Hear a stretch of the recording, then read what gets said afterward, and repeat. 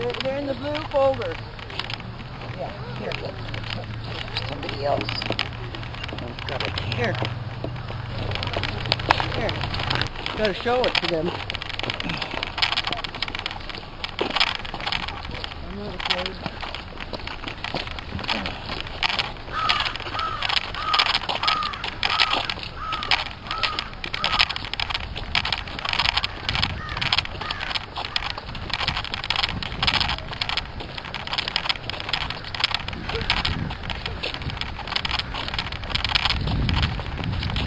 Mr. Brennan, think right.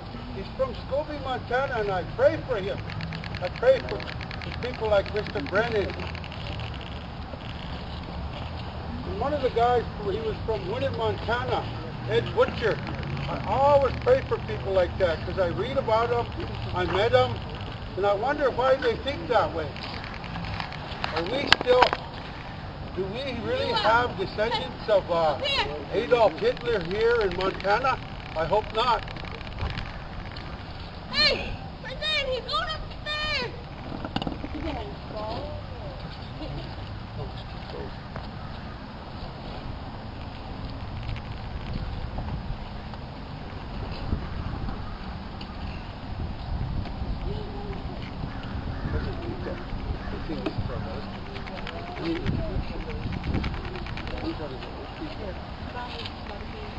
Yeah.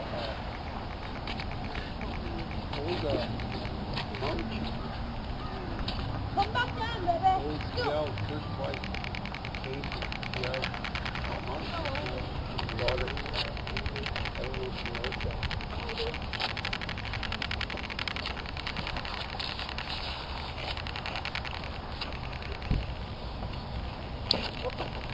First of all, I want to start. I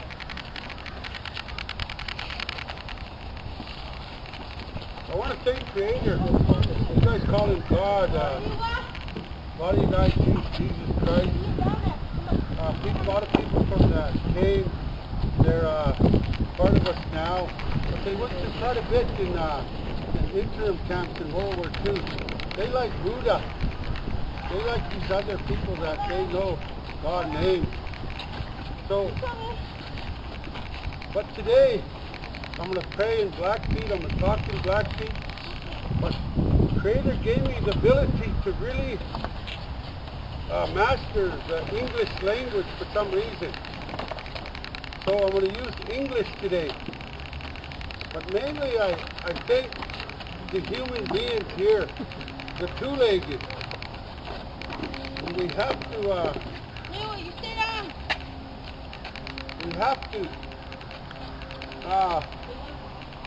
we have to pray first here. But there's so much excitement, it's unbelievable.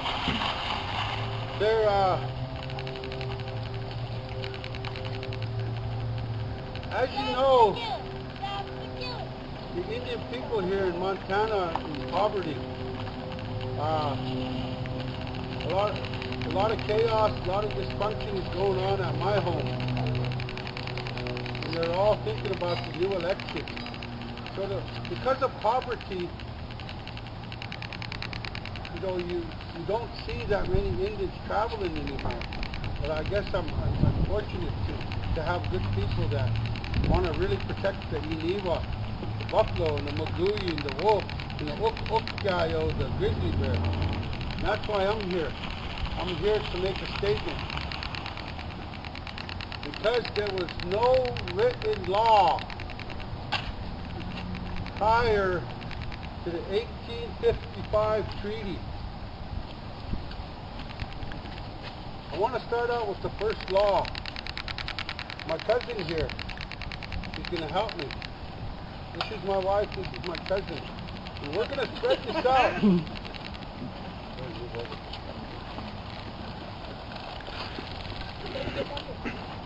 And I'm going to educate you real quick. This is the 1855 Lame Bull Treaty. This is Lame Bull right here. I think we should let people see it. Maybe we'll put it on the blanket so you can come up and look at it after.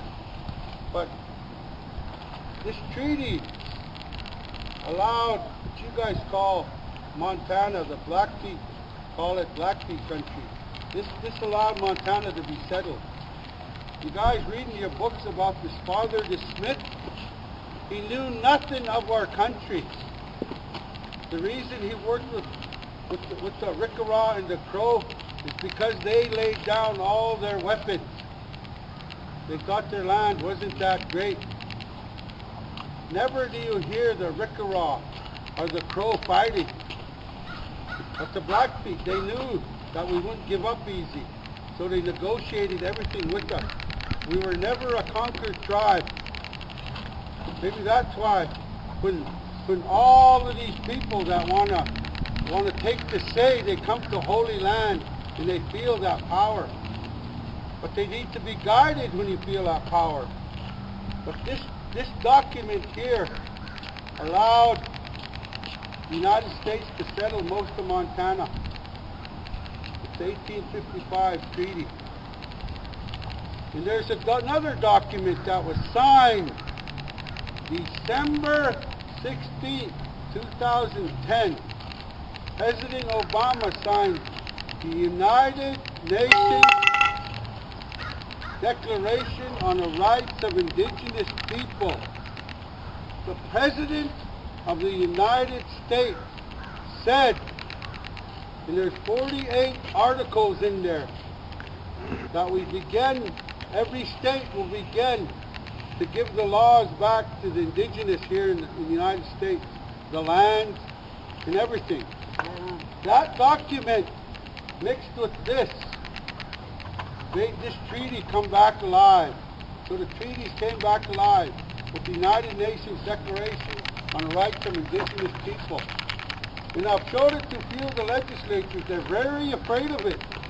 But it's the law, my good governor. Why aren't they following the law? This treaty says to leave my buffalo alone, my magooey, my wolf. Why ain't they saying it? I'm not breaking no law. But you have a public office statute law of how you behave. Every legislature follow that. It's in my book that you have to follow the law. A public official has to follow the law, else they have to be brought on the carpet.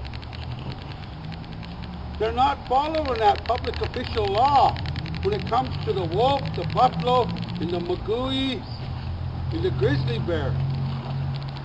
Montana's not following the law. Are they part of federal law? Are they part of the union? Do they follow what Obama says? Do they follow what Congress says? We do. We have to. We have to follow this insane bill that Tester got to kill the wolves. Else we go to jail. But the public law that these officials are not following, what about them? I have a bunch of insane leaders at home, dysfunctional leaders. We can't touch them because it's the law. They could treat us like mud, but they could murder the wolf in the buffalo, in the grizzly bear. Think about that. Are we human beings? That buffalo sticks his head out of Yellowstone and they blow his head off. Then three of the tribes come and put him on the wall. Oh, the United States let me kill my sacred buffalo. No, you're supposed to stop them. You're supposed to stop the United States when they do this. Because of the freedom, the Indian Freedom of Religious Act I have in my book. They cannot kill this buffalo, this wolf, and this grizzly bear because the Indian Freedom of Religious Act. We have a lawyer as the governor, and he's breaking all of these laws. Who is he? Is this a dictator? Is he going to throw me in jail after I question him? Breaking the law? There's so much law that protects the wolf, and the buffalo, and the grizzly bear. then somebody gets a sneaky rider. We told him, Mr. Tester, if we vote for you, you're not going to be like Conrad Burns and sneak those sneaky riders in. First thing, snuck a sneaky rider into Congress and got a sneaky rider to kill my brother, the wolf, my protector. Snuck a sneaky rider in. Print that. Why did you do that? You promised the Indians. You wouldn't do that. If you vote for me, Indian, I'll do whatever you say. I'll even spit on your spirituality. He spit on me, my best friend, John Tester.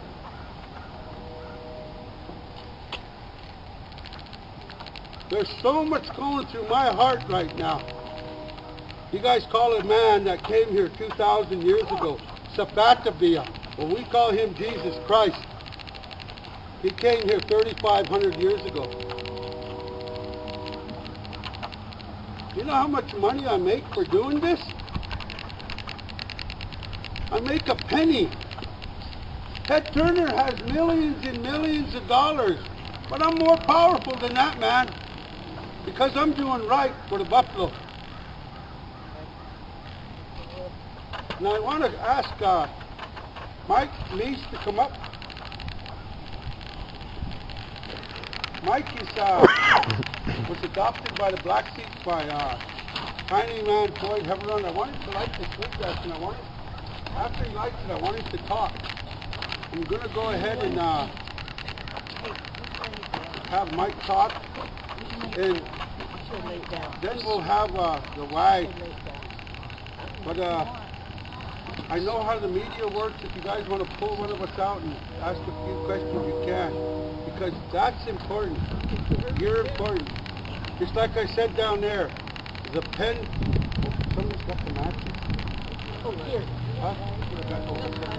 Okay, we're going to listen to Mike. I call him Chicksaw in the Fee, Blackfeet friend. Just lay this down. So it's ripped.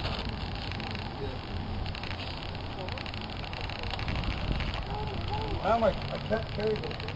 You got 5. Well, thank you all for coming. I'm honored to be here in Jimmy's presence and everyone else's that stand to fight for the beautiful wildlife of our state. 2 years ago, there was a poll taken in the state of Montana where they did a survey that 72% of Montanans want wild, free-ranging buffalo in the state. But somehow this building straight across we're looking at here, the Department of Livestock, carries more weight than the voices of Montanans. And to date, this governor that's just been elected refuses to meet with people, to even hear about the other economic people in this great state. Where I live in the Yellowstone ecosystem, the livelihood there is tourism and tourism dollars. And the wolf and the bison bring a lot of people from around the world to check out this state. And the state of Montana is what I refer to as a bad neighbor of Yellowstone National Park. And it's so ironic to me in this day and age, in the 21st century, that the only methodology we can come up with to manage our wildlife is to kill them. It's a very barbaric approach to anything in this day and age. We fight everything and any of our wildlife that dare mess with what I like to refer to as the holy cow, the wildlife die. And it's time that we opened up this state and recognized that there's more than one livelihood. It's not just the cattle barons that run the state of Montana. There's a lot of people with a lot of other interests. And we're the only place in the world where wild buffalo still exist, where wild wolves, where wild habitat still exists. But yet for some reason, we've decided that these holy cow are more important than any of our wildlife, any of our heritage. And I can't even begin to tell you, and that's why Jimmy's here, of how sacred these beings are. and they're treated like they're garbage. They're treated like rodents that we have too many. The management plan calls for 3,000 wild buffalo to exist in the world. That's the last wild buffalo we have. That used to be 60 to 30 million strong on this continent. And here we are, 130 years later, still killing off this wildlife like it's an endless reserve.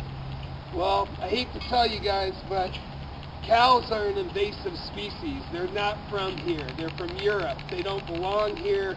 And to be quite honest, the livestock industry is a break-even business at most. They're really a welfare project funded by the U.S. taxpayers. And it's time that they be held accountable for their actions, because there's a lot of people that want wildlife over cows. And if we can't have both, because I truly believe they can coexist, then we have to prioritize the wildlife, because there aren't many wildlife left. And it's my obligation and all our obligation to leave something for our children here, to leave them a better world, because without the wildlife, there is no way of life. This is how this country was made. This is how this country is founded. And the few of us that care enough to stand up and speak for these sacred beings are the ones that will be remembered. The ones that want to live in these concrete walls and domesticate everything around them will never be remembered in the future, because they will be known as the conquerors, the ones that didn't leave anything for the children. We can't all eat at Safeway all our lives. Some of us like to take care of ourselves. So I've spoken enough, and I'd like to hear some more. I don't know who else you have to speak tonight, Dagmar. But I thank you for your time and for you guys showing up. Woo! Oh! Oh!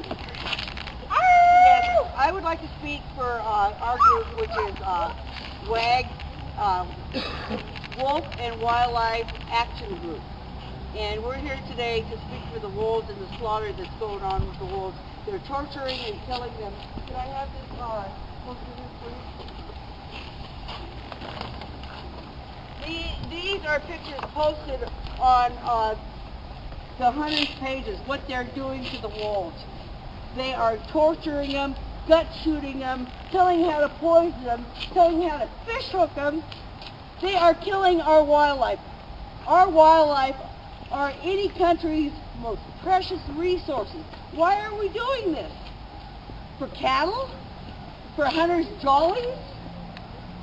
They want to torture, they villainize them, and then justify that for killing them. There is documented proof that wolves kill 0.7% of livestock. Not even 1%. And they kill whole packs. They will not use non-lethal methods.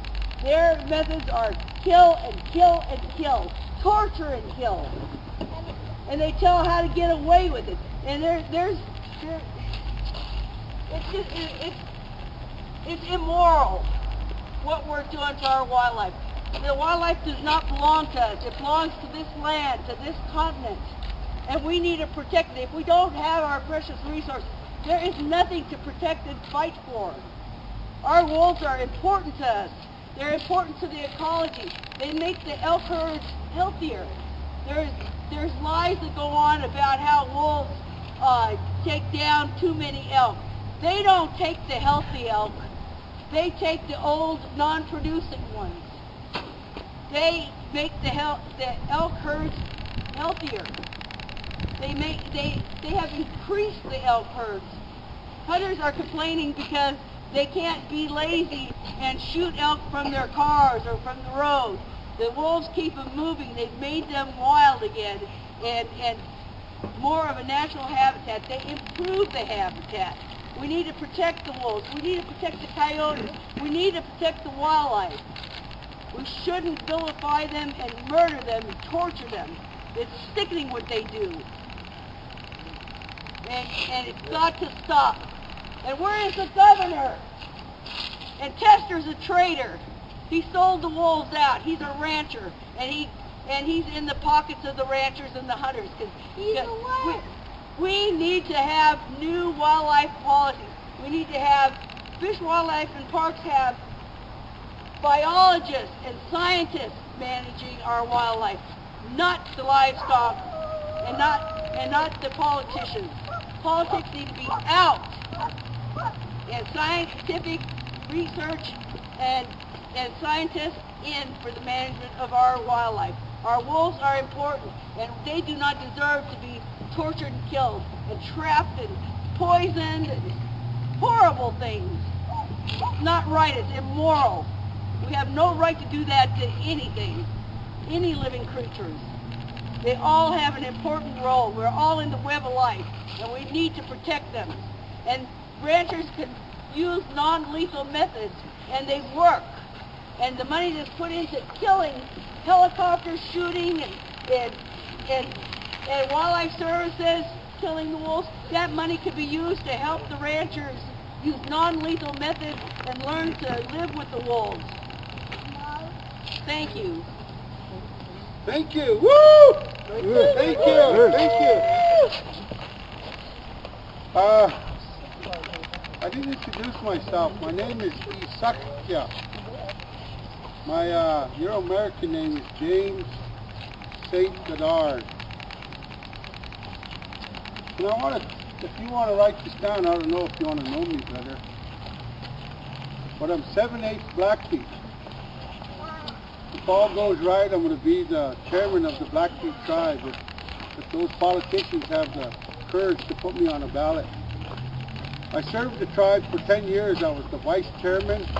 I was the culture chairman. My friend, my uncle Earl had the culture chairmanship for 36 years, and they gave it to me for a few years. Now he has it back. But I want you to tell you Earl, old person in Al Potts, the head chiefs of our tribe, allow me to do this. Because I'm the only one at the title with, as the spiritual leader of the Blackfoot Confederacy. Somebody needs to take the bull by the horns. And I wish you would publish this, what I'm going to say. The culture of the indigenous people, the Indians of Montana, is being desecrated by the killing of the wolves, the killing of the buffalo, and soon the killing of the grizzly bear. And I have here a document. It's called the Indian Freedom of Religious Act. I want to ask John Tester, how did he get by Obama's Declaration on the Rights of Indigenous People?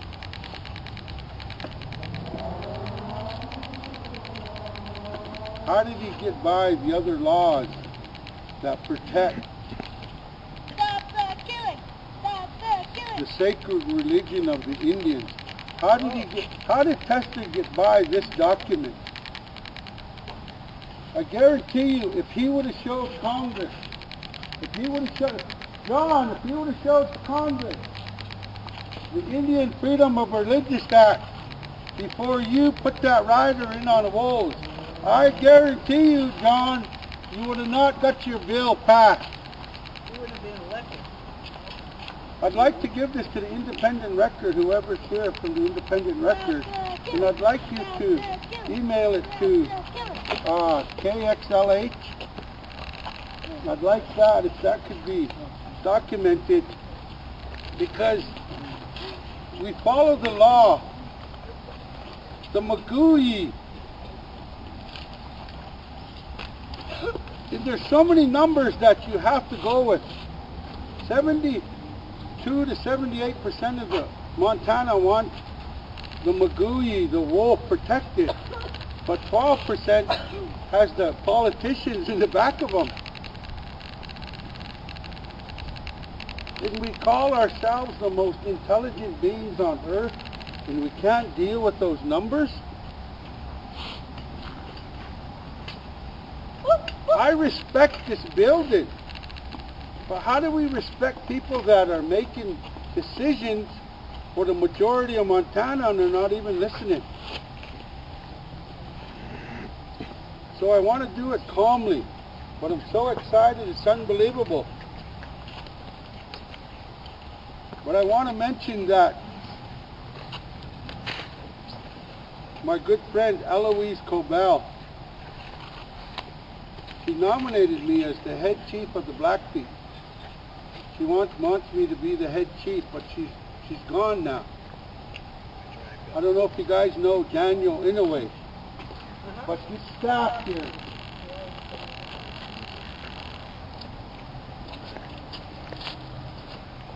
This staff was made for Daniel Inouye, my brother.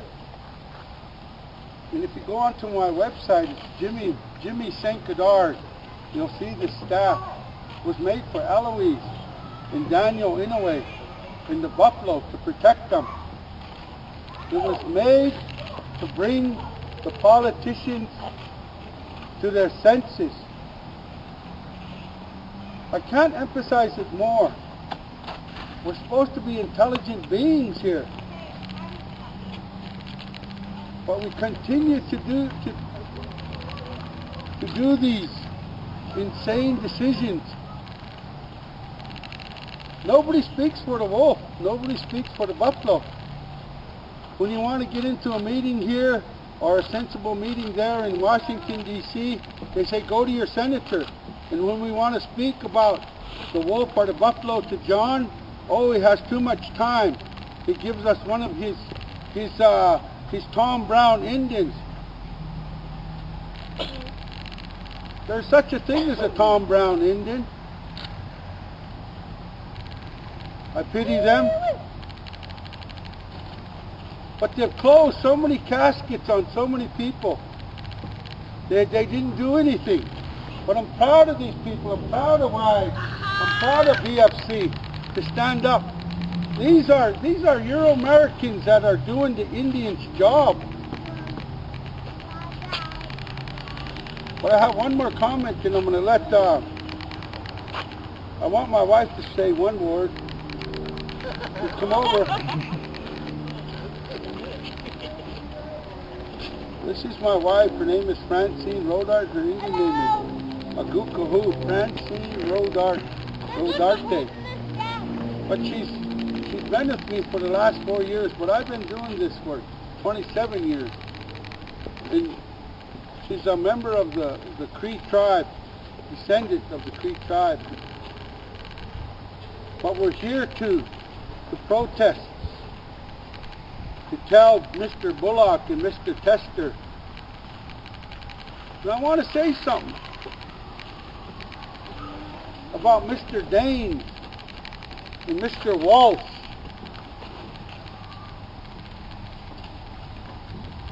I'm going to send a message to Mr. Daines and Mr. Walsh. Mr. Walsh fights for our laws. Mr. Daines knows our laws. There's going to come a time when I'm the chief and the chairman of the Blackfeet, and you're going to have to face me, Mr. Walsh. You're going to have to face me, Mr. Daines. So do the right thing so we could shake hands. Do the right thing for the buffalo and the wolf and the grizzly bear. There are so many things I could say today, but we're here with good people, WWAG and BFC, and all the people that want to do something. But because of financial things, we don't have the group we have here today. But we're doing everything we can. But my wife is, she's the foundation of our group, of my organization. I'm part of a lot of organizations. If she wants to say a word, I'd appreciate it.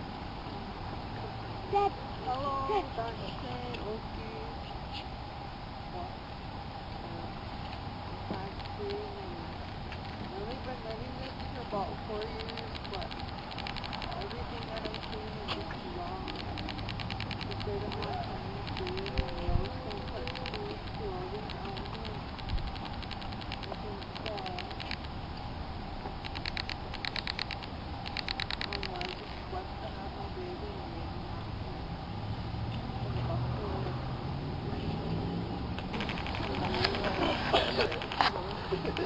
Baby, come here and dance. Come on. Dance. Dance. Hold on. Dance. Hold on. Their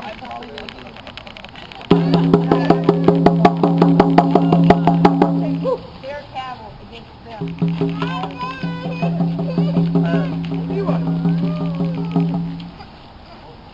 I'm going to sing a medicine song. It's a beaver song. Here would follow up on that. I have